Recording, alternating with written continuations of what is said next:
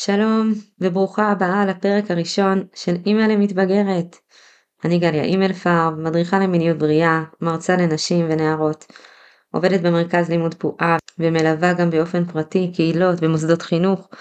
עד היום עניתי למאות שאלות של אמהות שרוצות לדעת איך עושים את זה נכון, איך להיות כתובת לילדים לכל שאלה, גם בתחום של מיניות. ואת הפודקאסט הזה אני הולכת להקדיש לאמהות למתבגרות. ובעצם גם לעצמי, כי גם אני אימא למתבגרת. אז היום, בפרק הפתיחה, אנחנו הולכות לעשות מין סקירת על, להבין מה הסיפור הזה שנקרא גיל ההתבגרות, מה יש לדבר עליו כל כך הרבה. נדבר על מסע ההתבגרות, איך הוא מתחיל, מתי, מה בעצם קורה בגוף ובנפש של הבת שלך. לא, אני לא מדברת על מחזור, כלומר גם, כמובן, אבל יש עוד כל כך הרבה נקודות ציון במסע הזה, וחבל לפספס אותן. איך תדעי אם הפודקאסט הזה מתאים לך? אם יש לך בת 8 ומעלה, ואת רוצה להיות זו שתלווה אותה בשנים הקרובות בכל מה שיעבור עליה, אז הגעת למקום הנכון. אני מקווה שתקבלי הרבה ידע וכלים ורעיונות, ובעיקר כוח להיות האימא שחשוב לך להיות. ומה אם יש לך בת גדולה יותר שכבר עמוק בשלבי ההתבגרות? בעזרת השם נגיע גם לשם, נדבר על התמודדויות עם מתבגרות בוגרות, אבל אנחנו מתחילות מהבסיס, מליווי בצעדים הראשונים של מסע ההתבגרות. יאללה, מספיק הקדמות. פתיח ומתחילים.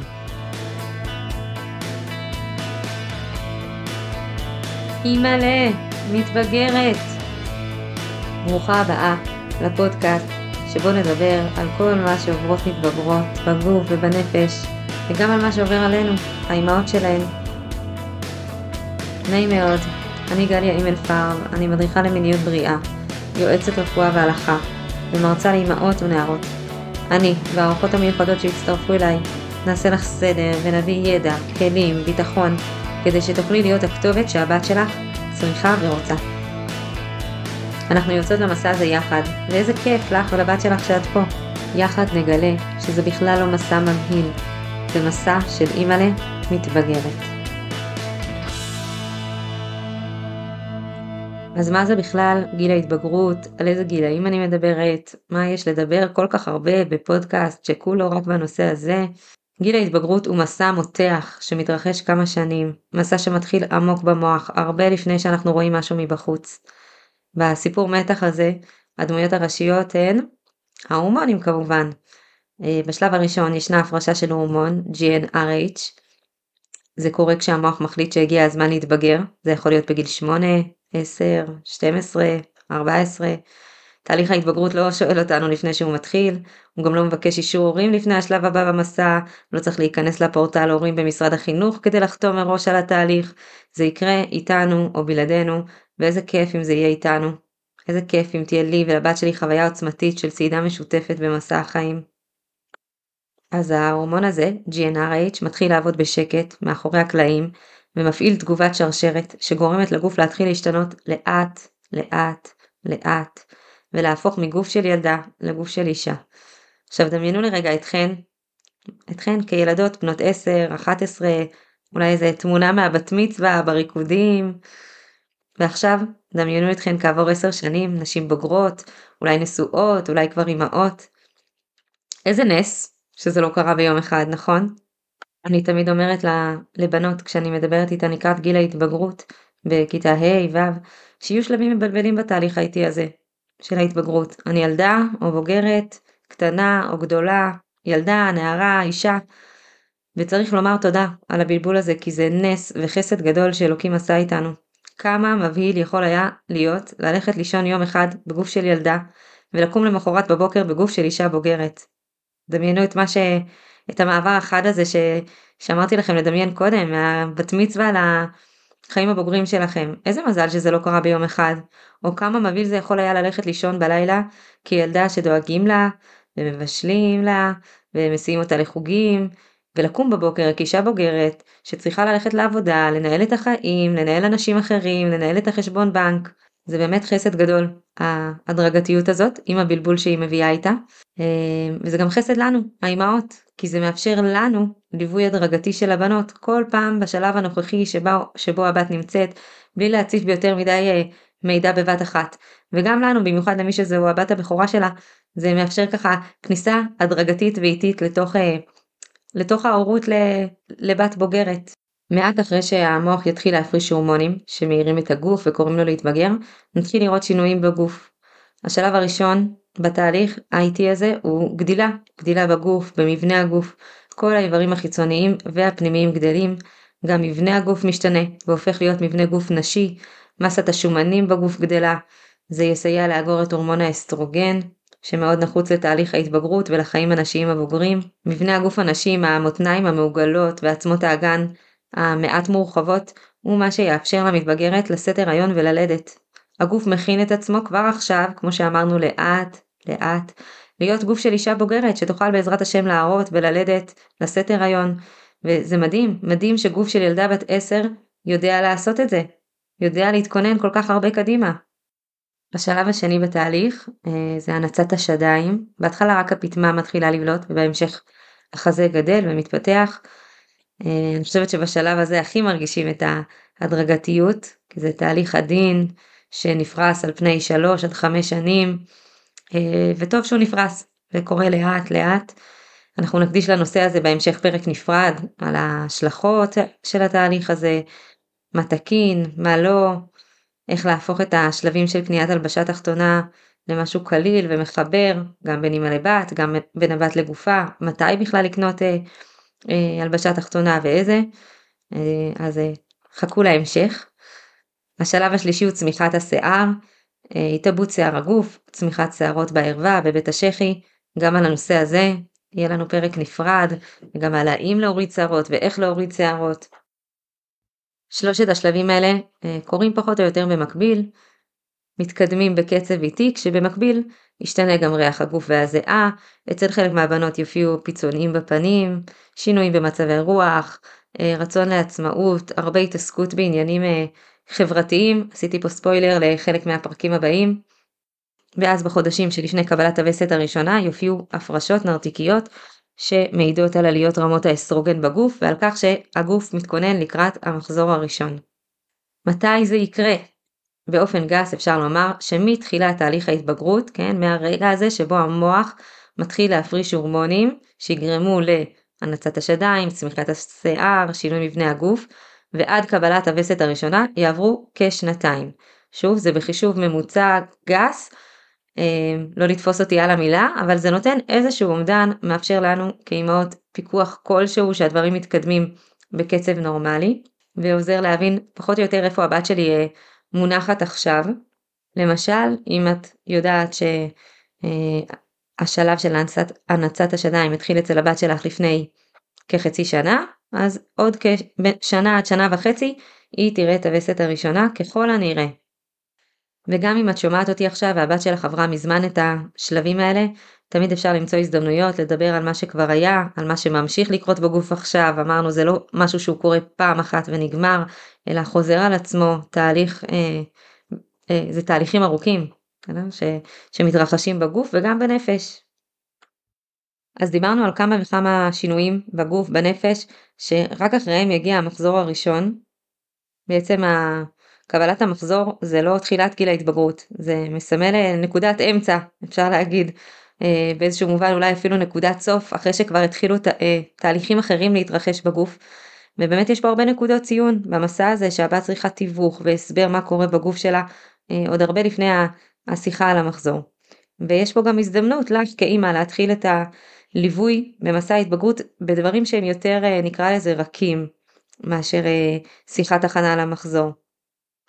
בדברים שהם יותר ממוקדים, שאפשר לדבר עליהם גם על הדרך, בכל מיני מילים, מושגים שאפשר להזכיר אותם בשיחות יומיומיות, ואחר כך זה יהיה קל יותר כשנרצה לדבר על התהליך המחזורי, מתוך הבנת מכלול השינויים של גיל ההתבגרות, ולא במנותק ממה שקורה עכשיו כבר כמה שנים בגוף שלה. אז אני רגע עוצרת ומסכמת את מה שדיברנו עד עכשיו. 1. יש הרבה שלבים בראשית ההתבגרות לדבר עליהם עוד לפני קבלת הווסת הראשונה, לדעת מה עובר על הבת שלי, להכין אותה, להיות איתה בתהליך המרגש הזה. 2. חלק מהשלבים של גיל ההתבגרות גלויים לעין, אנחנו יכולות לראות את השלב של הנצת השדיים, וכמו שאמרנו לדעת שכנראה בעוד כשנתיים היא תקבל וסת. אנחנו יכולות לראות פיצונים, יכולות להריח את ריח הגוף, אבל למשל את צמיחת שערות הערווה זה כנראה שאנחנו לא נראה, וזה לא אומר שלא צריך לדבר על זה, כי המתבגרת כן רואה וחשופה לזה, וצריך לתווך לה שזה נורמלי ומשמח, שזה חלק מתהליך הגדילה שלה. והדבר השלישי קשור לזיהוי של השלב בו הבת נמצאת. הרבה אמהות שואלות מתי להתחיל לדבר על מחזור, או איך יודעים באיזה שלב של ההתבגרות הבת נמצאת, כי הגיל לא בהכרח מעיד על השלב ההתפתחותי. היא יכולה להיות בת 10 וכבר שנתיים בתוך תהליך ההתבגרות, והיא יכולה להיות בת 10 ועדיין לא התחילה את שלבי ההתבגרות. אז כמובן שלכל אחת יש תהליך אחר וקצב שהוא קצת אחר, והשלבים יכולים להופיע טיפה אחרת ולהשתנות מאחת לאחת. יש לנו גם חריגות, אבל באופן כללי ונורמלי עוברות כשנתיים, כמו שאמרנו, מהנצת השדיים ועד הווסת הראשונה. אז אני מזמינה אותך רגע לעצור ולחשוב, האם בגוף של הבת שלך כבר התחילו להופיע סימני בגרות ראשונים, לפני כמה זמן, אולי כבר עמוק בתוך תהליך ההתבגרות, וכמו שאמרתי גם לשם נגיע בהמשך הפודקאסט, בפרקים הבאים, אל דאגה. נראה לי שאת הפרק הבא נקדיש לשאלה מתי לדבר, כי זה לא שאלה רק של השלב ההתפתחותי, אלא גם של הסביבה החברתית ושל עוד גורמים שהבת נמצאת בהם. אז נראה לי שזה יהיה הנושא של הפרק הבא. מה את אומרת? את מוזמנת לכתוב לי פה בתגובות או למייל, אני אשמח לשמוע גם על נושאים נוספים שהיית רוצה שנדבר עליהם. ונשארה עוד נקודה שאני רוצה לדבר עליה בסקירה הכללית שלנו, מתי זה קורה, איזה גיל נחשב נורמלי לתחילת ההתבגרות המינית. אז חשוב לי לומר שאני נותנת את הקווים הכלליים בלבד, לפי מה שמקובל בספרות הרפואית, אבל בכל ספק והתלבטות כדאי לפנות לרופא שאת סומכת עליו, להתייעץ. סביר להניח שהוא יפנה אותך לאנדוקרינולוג ילדים, שהוא הרופא שמומחה להתפתחות, אבל אני נותנת פה איזה שהם קווים כלליים. אז הטווח הנורמלי לתחילת ההתבגרות המינית הוא בין גילאי 8 עד 14. כמו בכל גרף של התפלגות נורמלית, אז רוב הבנות יהיו באמצע, כלומר רוב הבנות יתחילו להתפתח מינית, תחילת גיל ההתבגרות, בסדר? שוב, לא קבלת מחזור, אלא תחילת גיל ההתבגרות, סביב גיל 11. ככל שנתקרב לקצוות, כלומר ל8 בקצה התחתון או ל14 בקצה העליון, יהיו פחות בנות, אבל זה עדיין יהיה בגבול הנורמלי. נורמלי ששינויים בחזה, בשיער, בריח, במבנה הגוף יתחילו בגיל 8, ונורמלי שהם יתחילו רק בגיל 13, אולי אפילו 14. אז אם יש לך בת שהיא בת פחות מ8 וכבר התחילו להופיע אצלה סימנים של התבגרות מינית בגוף, או בת שהיא בת 13, 14 שעוד לא הופיעו לה אף אחד מהסימנים האלה, אז כמו שאמרתי כדאי ללכת לרופא שאת סומכת עליו ולהתייעץ, כי יכולים להיות לזה כל מיני משמעויות. אגב, הטווח הנורמלי לקבלת וסת הוא גילאי 9 עד 16, והגיל הממוצע של קבלת וסת הולך ויורד כל הזמן, מכל מיני סיבות, וגם זה נתון שכדאי להכיר. דיברנו על כך שמי שמנהלים את כל האירוע הזה שנקרא גיל ההתבגרות, מפיקי האירוע, אלו ההורמונים. המקור למילה הורמונים הוא ביוונית, והמשמעות היא להפעיל, ואין ספק שהורמונים מפעילים אותנו.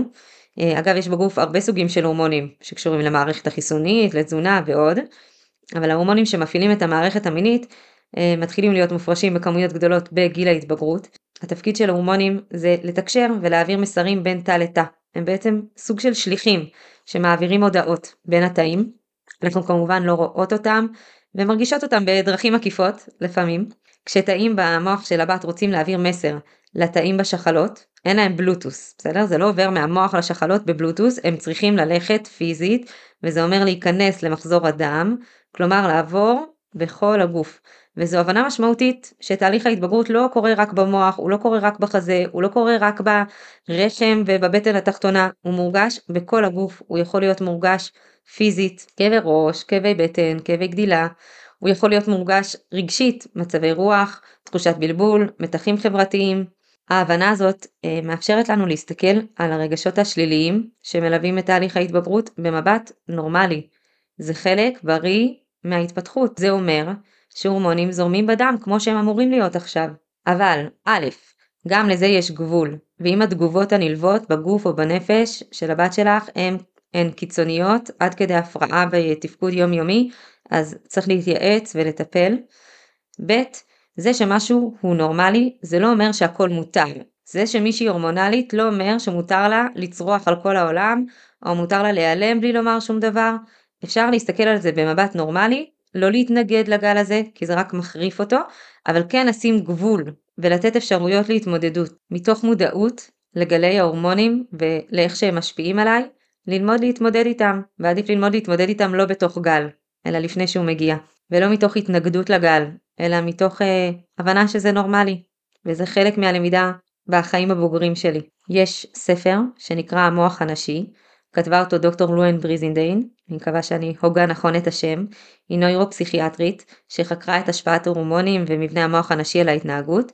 יש ספר מקביל למוח הגברי, אבל זה לא הנושא שלנו. לפני שאני אדבר עליו עוד קצת ואקריא ממנו גם, חשוב לי לציין שזה ספר מקצועי, קליל, מרתק, אבל הוא לא יהודי, בטח לא דתי, אז מי שזה חשוב לה שתהיה מודעת לזה.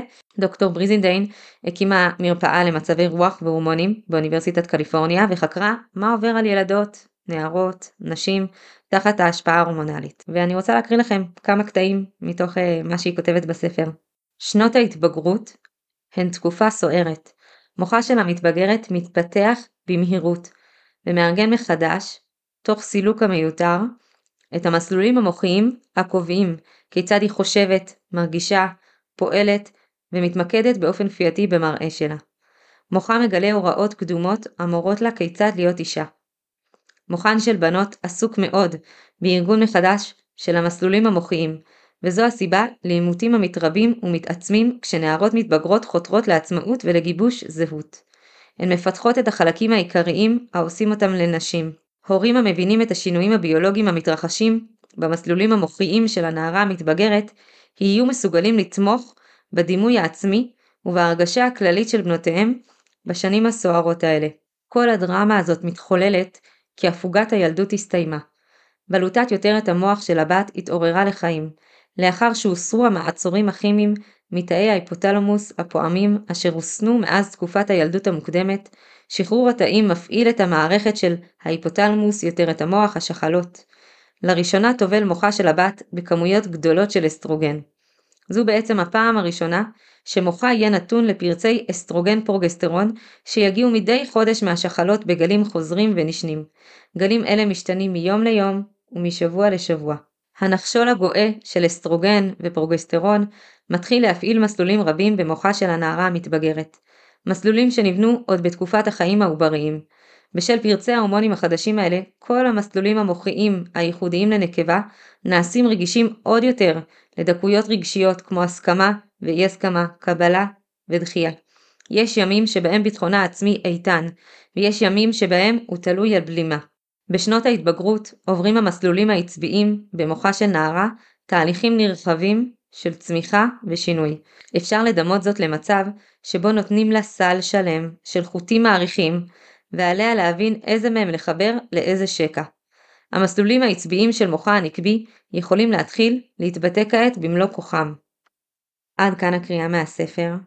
היה לי חשוב להביא את זה, כדי שנבין שבשנות ההתבגרות המוח עובר שינויים אמיתיים, ביולוגיים, נבנים מסלולים חדשים במוח, דרך החשיבה והפעולה משתנה, וזה דבר שלוקח אנרגיות. זה מבלבל, יש לזה תופעות לוואי, וזה נורמלי. אז אני מדמיינת אותך, יושבת על הרצפה עם הבת שלך, ועוזרת לה לפרום את פקעת החוטים האלה שהסתבכו זה בזה, ולגלות מה שייך לאיזה שקע.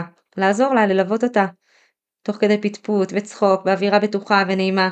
איך זה נשמע נעים ופסטורלי, נכון?